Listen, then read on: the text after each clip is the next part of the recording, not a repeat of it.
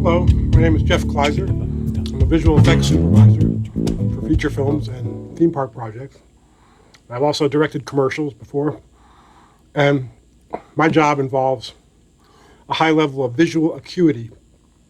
I work with directors to translate their vision of a project into a meaningful series of instructions for creative and technical teams working on a large project. So along the way, I also inherited an interest in audio acuity, especially for projects that I'm directing, which include, as I say, commercials, AR, VR projects, 3D sound. And all of this audio requires extremely high quality monitors. And so I spent the last year looking for the best monitors I could find. And I auditioned for about a week at a time, speakers from Finland, were Genelex, and the UK, Bowers and Wilkins. Germany provided some Atom speakers I tried out. Focal from France, JBL, and Barefoot speakers from the US. And then I tried these speakers from Switzerland. And as soon as I set them up, I knew these were the speakers for me. Precision Sound Image, PSI speakers from Switzerland.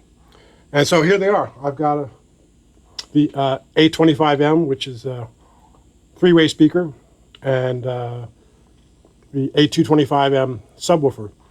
The thing about these speakers, I did a little research to try and figure out why these speakers sounded so much better than other speakers that I had been auditioning.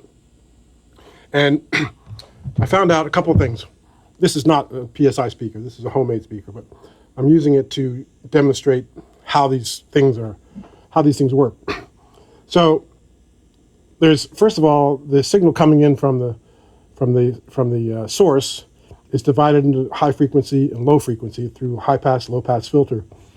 That signal goes into an amplifier and out to the speaker. But there's something that happens between high frequency and low frequency speakers that's interesting. The signal goes to the high frequency speaker. It's very low mass. It vibrates at a very high frequency, and the sound takes off right to the listener's ear. The low frequency takes a little bit more time because it's got to move a bigger speaker. It has to push more air. It just takes longer for the sound to get to the listener. So the first thing that the PSI guys did was compensated phase response. That means they slightly delay the high frequency so that it leaves slightly after the low frequency and gets to the ear at the same time. This gives you phase response, accurate phase response, and it means that the stereo image is extremely accurate. The other thing they do for each speaker is that the amplifier, which is built by PSI and designed for each individual speaker, each speaker has its own specific amplifier designed for its parameters, sends the signal to the speaker, but there's also a feedback loop called adaptive output impedance. Impedance is like how sensitive the speaker is, and that varies at different frequencies.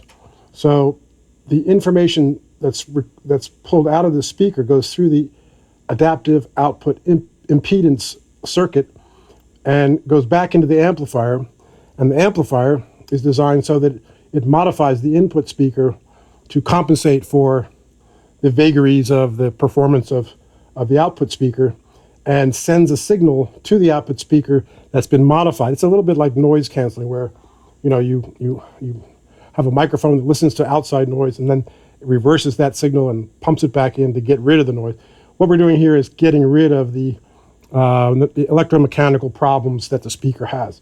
So the result is the signal going into the amplifier comes out as close as possible to the original signal, and the signal coming out of the speaker resembles the incoming signal as closely as possible. And this happens, of course, for low frequencies and high frequencies. The result is incredible linearity. This is a birth certificate that we get from PSI, and as you can see, a 90 decibel signal is sent into the speaker, and this is frequency from 20 hertz to 20k hertz. And as you can see, from 50 hertz to 20k hertz, it's almost completely linear. It's plus or minus 1.5 decibels, which is incredible. That means that the sound you're listening to is the sound that was recorded. And then the A225 subwoofer has a similar birth certificate. And you can see here that the 30 hertz signal, 30 to 50 hertz, is linear in the low frequency ranges, and then it falls off. So with the crossover, these two speakers working together, you have absolute linearity from 30 hertz to 20,000 hertz. And that's why these speakers are so amazing. I've never heard anything like it, and I'm now building a Atmos screening room using all PSI's monitors, and I'm going to call it Under the Sign Studios, because we're under the Hollywood sign. So I hope you enjoyed it. Bye-bye.